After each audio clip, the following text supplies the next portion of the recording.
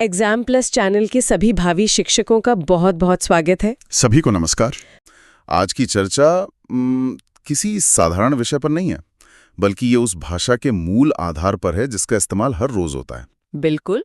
लेकिन क्या कभी किसी ने सोचा है कि जो शब्द मुंह से निकलते हैं उनका शरीर विज्ञान क्या है? आज की इस चर्चा का मुख्य विषय हिंदी व्याकरण का एक बेहद महत्वपूर्ण, दिलचस्प और पूरी तरह से वैज्ञानिक पहलू है हिंदी वर्णमाला के उच्चारण स्थान। और ये चर्चा मतलब हवा में नहीं हो रही है। आज का पूरा विश्लेषण एक बहुत ही बेहतरीन और प्रामाणिक शोध सामग्री पर आधारित है, जिसका नाम है the articulation and phonetic classification of Hindi vernacular. जी। इस स्रोत ने ये एकदम स्पष्ट कर दिया है कि वर्णमाला कोई ऐसी चीज नहीं है जिसे बस बैठ के रटा जाए। यह पूरी तरह से मानव शरीर की संरचना और ध्वनि विज्ञान का एक अद्भुत तालमेल है। यही तो आज का मुख्य विषय है। आज का उद्देश्य इन जटिल व्याकरणिक नियमों को इस तरह से डिकोड करना है कि बिल्कुल आसान और हमेशा के लिए याद रखने योग्य बन जाए। अगर थोड़ा कल्पनाशील होकर सोचा जाए तो मानव मुख एक अद्भुत वाद्य यंत्र की तरह काम करता है। वाद्य यंत्र, ये तुलना बहुत अच्छी है ना? जैसे किसी बांसुरी में अलग अलग छेदों से हवा गुजरने पर अलग अलग सुर निकलते हैं, वैसे ही जब फेफड़ों से हवा निकलकर मुंह के अलग अलग अंगों जैसे जीभ, दांत या होंठों से टकराती है तो उसी टकराव से ध्वनियों का जन्म होता है। जहां हवा का मुख्य स्पर्श होता है वही उस वर्ण का उच्चारण स्थान कहलाता है। चलिए इसे विस्तार से समझते हैं और देखते हैं कि ये वाद्य यंत्र काम कैसे करता है। अब देखिए, बांसुरी का जो उदाहरण है वो बहुत ही सटीक है।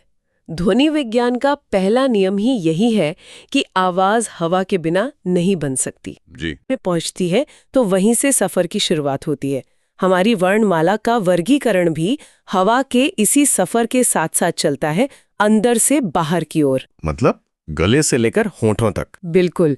तो सफर के इस पहले पड़ाव को व्याकरण की भाषा में कंठ्य या गटुरल ध्वनियां कहा जाता है। कंठ्य यानी कंठ या गला। रुको, अगर मैं एक प्रयोग करके देखूं, क, ख, ग, अ, ऐसा लग रहा है कि जीभ का आगे का हिस्सा या होंठ बिल्कुल भी नहीं हिल रहे हैं। हाँ। सारी हरकत कहीं बहुत पीछे हो रही है। इसके पीछे का शरीर विज्ञान क्या है? जो महसूस हुआ वो बिल्कुल सटीक है। कंठे ध्वनियों की खासियत ही यही है कि मुंह का कोई भी बाहरी अंग इसमें हिस्सा नहीं लेता। अच्छा। जब क वर्ग यानी क, ख, ग, घ, ङ और इसके साथ अ, आ, ह का उच्चारण होता है तो जीभ का सबसे पिछला हिस्सा हमारे कोमल तालु के पास जाता है। लेकिन जो असली कंपन या जोर है वो सीधे गले पर यानी थ्रोट पर महसूस होता है। पूरी ऊर्जा गले के अंदर से उत्पन्न होती है।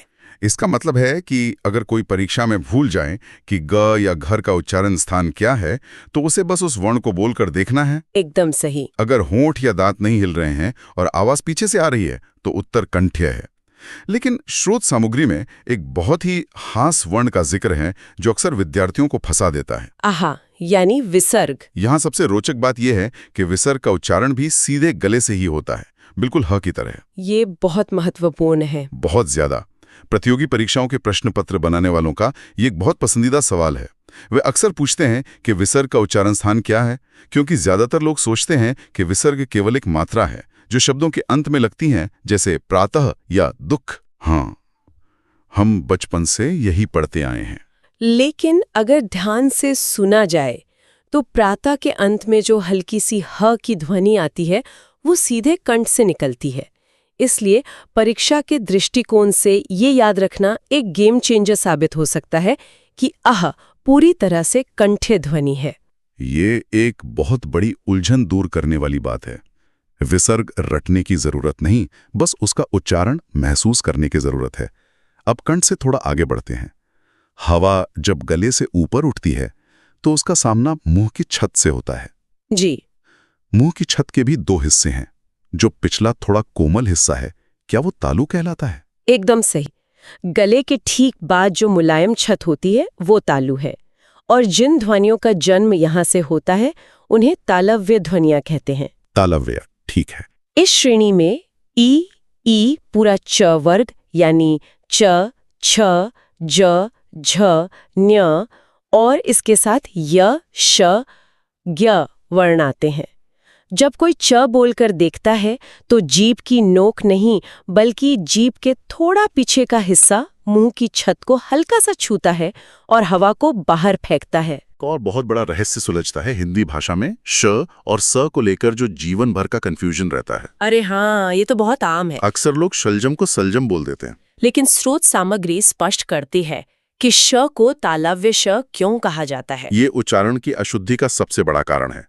जब हम शलजम वाला श बोलते हैं तो हमारी जीभ को तालू को छूना चाहिए। हाँ। अगर जीभ तालू की जगह दांतों के पास चली गई तो वो स बन जाएगा। बिल्कुल। जो उम्मीदवार टीचिंग एग्जाम या एसएससी हिंदी की तैयारी कर रहे हैं उनके लिए सिर्फ एक नंबर का सवाल नहीं है, बल्कि इंटरव्यू तक में उनके उच्चारण की परख इसी आधार पर होती है। और इसी श्रेणी में ज्ञा भी आता है ना, ये भी एक बहुत दिलचस्प वर्ण है। ज्यादातर लोग ज्ञा को ग और य की तरह बोलते हैं, जैसे ज्ञान। हाँ, ज्ञा बोल देते हैं। लेकिन अगर इसे तालव्य की श्रेणी में रखा गया है तो इसका मतलब है कि इसका निर्माण कुछ अलग तरीके से हुआ है और न्या के मेल से बना है। ज और न्य।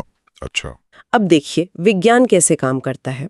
चूंकि ज एक तालव्य वर्ण है और न्या भी एक तालव्य वर्ण है, तो इन दोनों के मिलने से जो संयुक्त अक्षर ज्ञा बना वो भी स्वाभाविक रूप से तालव्य ही होगा।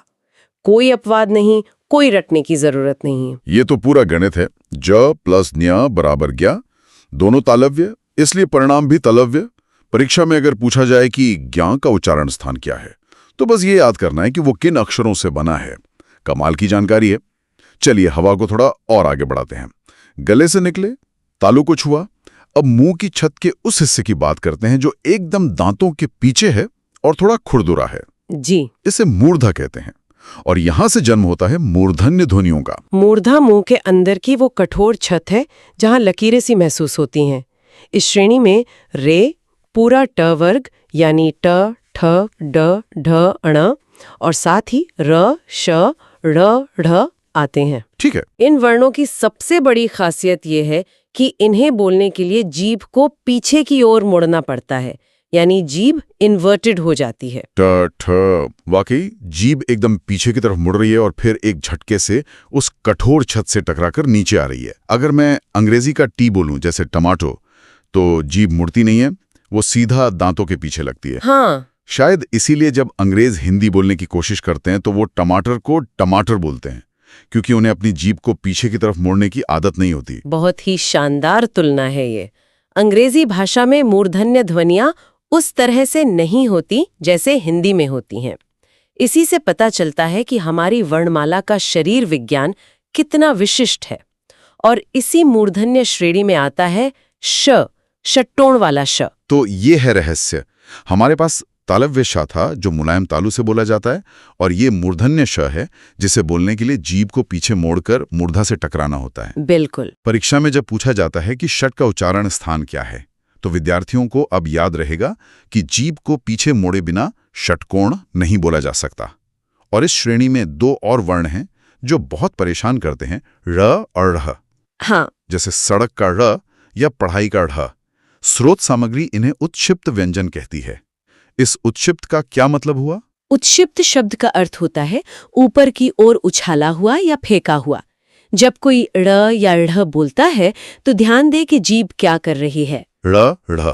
जीभ पहले पीछे मूर्धा पर जाती है और फिर हवा को रोककर एक झटके के साथ बाहर की तरफ फेंकती है। ऐसा लगता है जैसे जीभ ने हवा को बाहर उछाल दिया हो। रेलवे और यूपीपी जैसी परीक्षाओं में ये एक हॉट टॉपिक है। सीधा सवाल आता है कि इनमें से उत्क्षिप्त व्यंजन कौन सा है? बिल्कुल। अगर विद्यार्थी को वो झटके वाला फेंकने का एहसास याद है तो वो कभी ड और ढ में कंफ्यूज नहीं होगा। ड सामान्य मूर्धन्य है लेकिन ड़ उत्क्षिप्त है। ये तो मुंह के अंदर की जिम्नास्टिक्स है। जीभ मुड़ रही है, हवा को फेंक रही है। बहुत ही कमाल का विज्ञान है।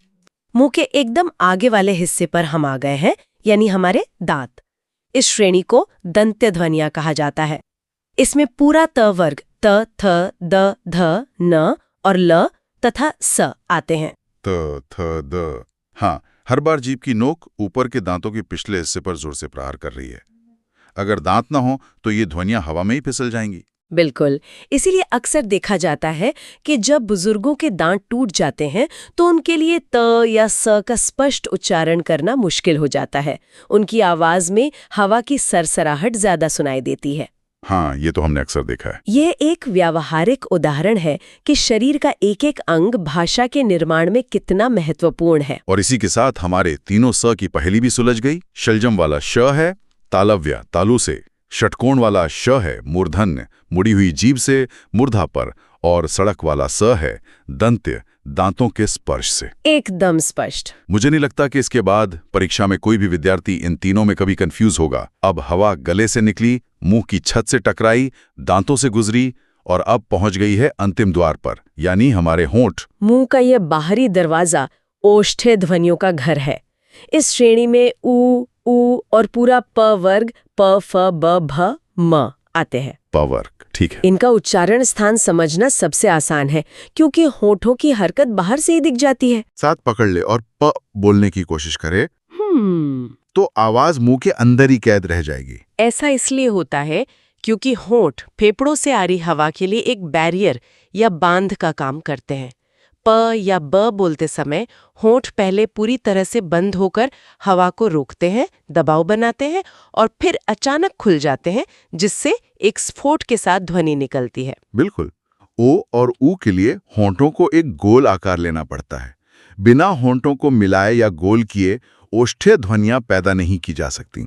तो ये था गले से लेकर होठों तक का सीधा रास्ता। कंठ्य, तालव्य, मूर्धन्य, दंत्य और ओष्ठ्य। यहाँ एक बहुत ही दिलचस्प बात सामने आती है।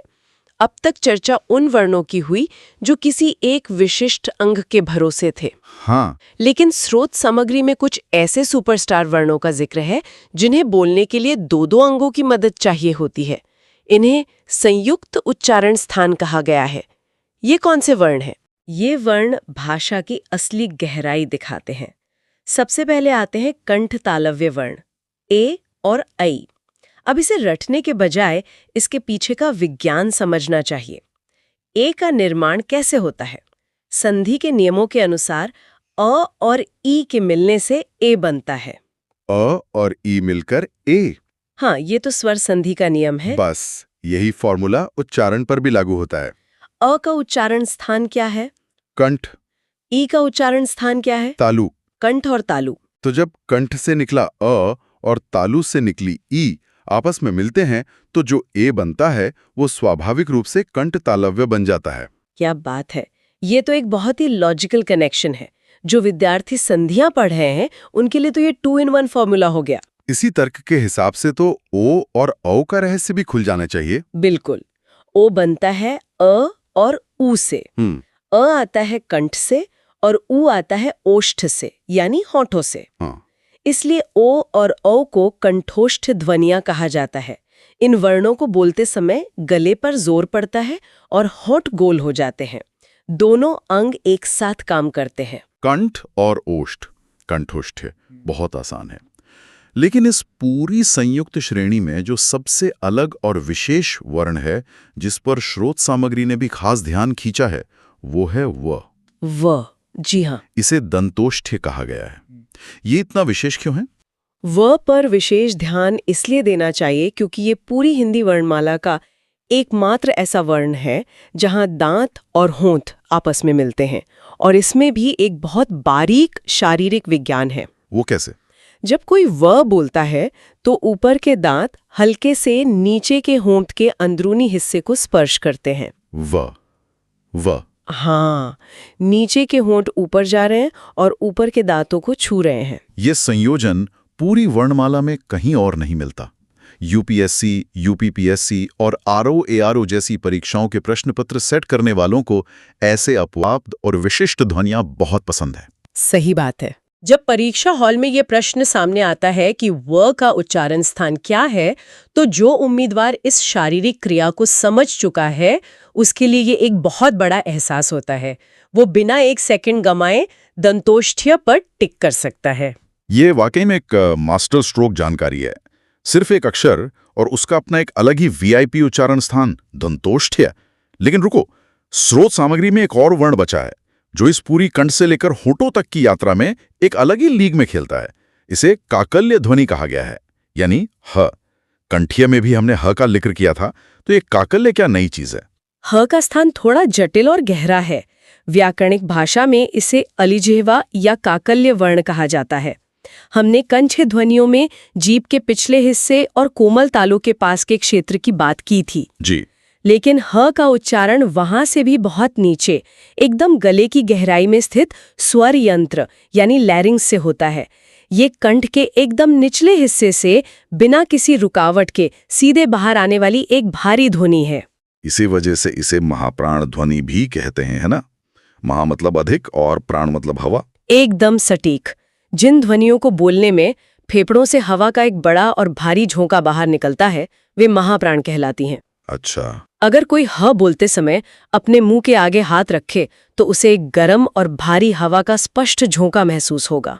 अगर हम इसे व्यापक संदर्भ में देखें तो ह केवल वर्णमाला का एक अक्षर नहीं है, यह हमारे श्वसन तंत्र की ताकत का सीधा प्रदर्शन है। वाओ! यह ध्वनि बताती है कि फेफड़े कितनी गहराई से और कितनी ताकत से हवा को बाहर फेंक रहे हैं। तो इन सब का क्या अर्थ है? अगर हम एक प्रतियोगी विद्यार्थी के नजरिए से सोचें, जो परीक्षा हॉल की उस कुर्सी पर बैठा है जिसके ऊपर घड़ी की सुइयां तलवार की तरह लटक रही हैं, उसके पास एक सवाल हल करने के लिए मुश्किल से 40-50 सेकंड है। वो इस पूरे विज्ञान को, मुंह के छत के हिस्सों को, जीभ के पलटने को और फेफड़ों की हवा को इतनी जल्दी कैसे डिकोड करेगा? क्या इसके लिए कोई मास्टर चाबी है? यही वो जगह है जहां हार्ड वर्क के साथ स्मार्ट वर्क काम आता है। इस पूरी जटिल प्रक्रिया को, वर्गों के क्रम को और उनके उच्चारण स्थानों को एक झटके में याद करने के लिए एक बहुत ही शानदार मेमोरी ट्रिक है। क्या ट्रिक है? इस ट्रिक को KTMDO यानी KTMDO ट्रिक कहा जाता है। KTMDO? ये तो स्पोर्ट्स बाइक के नाम जैसा लग रहा है। ये व्याकरण की उलझन कैसे सुलझाएगा? ये सुनने में जितना आसान है, परीक्षा के लिए उतना ही शक्तिशाली है। सबसे पहले वर्गों का एक निश्चित क्रम याद रखना है। क च ट तप यानी क वर्ग, च वर्ग, ट वर्ग, त वर्ग, प वर्ग। कचट तप, ठीक है। अब बस इस क्रम के ठीक सामने अंग्रेजी के अक्षर KTMDO लिख देने हैं। अच्छा, कैसे? K से कंठ जो क वर्ग के लिए है, T से तालु जो च वर्ग के लिए है, M से मूर्धा जो ट वर्ग के लिए है, D से दंत जो त वर्ग के लिए है और O से ओष्ठ जो प वर्ग के लिए है। ये तो सच में एक रामबाण फॉर्मूला है। परीक्षा कक्ष में जैसे ही हिंदी व्याकरण का सेक्शन खुले, बस रफ पेपर के एक कोने पर लिख लो KTMDO और कचट तप। बिल्कुल। K से क, T से च, M से ट, D से त, O से प। इससे पांचों वर्णों के 25 व्यंजनों का उच्चारण स्थान तो सिर्फ 1 सेकंड में सामने आ जाएगा। और बाकी जो य, र, ल, व या श, श, स, ह हैं, उनका विज्ञान तो हमने मुंह के अंदर महसूस करके सीख ही लिया है। जी हाँ, जब ये ट्रिक उस शारीरिक विज्ञान की समझ के साथ मिल जाती है तो गलतियां होने की कोई गुंजाइश ही नहीं बचती। रटने से इंसान भूल सकता है, लेकिन जब उसे पता है कि ट बोलने में जीभ मुड़ रही है यानी मुर्दा और M से मुर्दा होता है, तो वो ज्ञान स्थायी हो जाता है। बिल्कुल सही। स्रोत सामग्री का भी यही संदेश है कि हिंदी वर्णमाला का निर्माण किसी ने मनमाने ढंग से नहीं किया है।